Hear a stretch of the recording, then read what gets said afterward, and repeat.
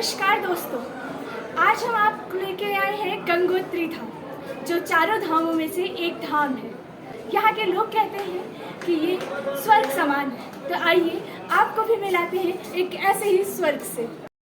भारत अपनी आध्यात्मिकता और संस्कृति के लिए विश्व भर में जाना जाता है और भारत अगर अपने अस्तित्व के लिए किसी का आभार माने तो वह है इसकी नदियाँ। इन नदियों में सबसे महत्वपूर्ण है गंगा, उत्तर भारत की संस्कृति जिसके चारों तरफ फली फूली है।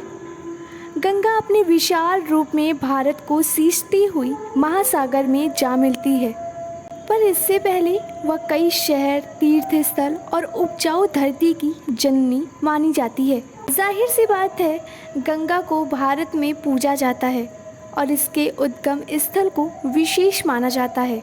गंगोत्री, गंगा जहाँ से निकलती हैं, ऐसा माना जाता है कि स्वर्ग लोक से देवी गंगा धरती पर उद्धार करने के लिए यहीं पर उतरी थी।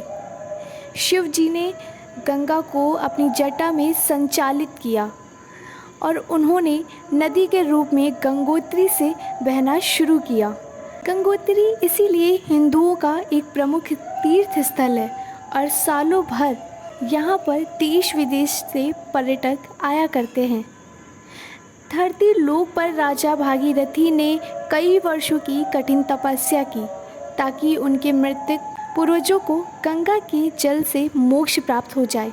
जब वह धरती पर बहकर उनकी अस्थियों को स्पर्श करे, परंतु गंगा ने इसे अपना अपमान समझा और यह तय किया कि वह एक वेग से धरती पर टूट पड़ेंगी और धरती लोक को तबाह कर देंगी।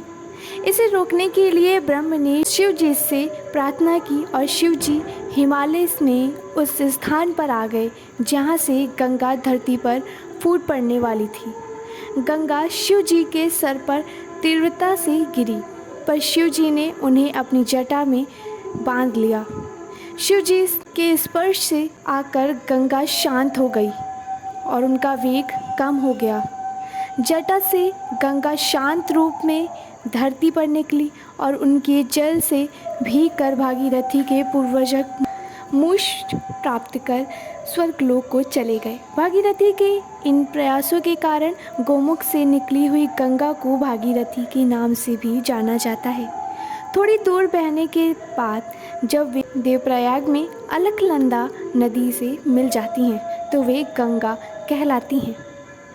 गंगोत्री माता का पहला और सबसे ज़्यादा धार्मिक महत्व रखने वाला यह मंदिर गंगोत्री का प्रमुख आकर्षक और भक्तों को दूर दराज से बुलावा देता है। यह छोटे 4 धाम में से एक है, तो आप भी आइए गंगोत्री धाम। तो कैसा लगा आप सभी को गंगोत्री धाम? हमें कमेंट बॉक्स में ज़रूर बताएं। देखते रहें प्योर ऑफ भारत।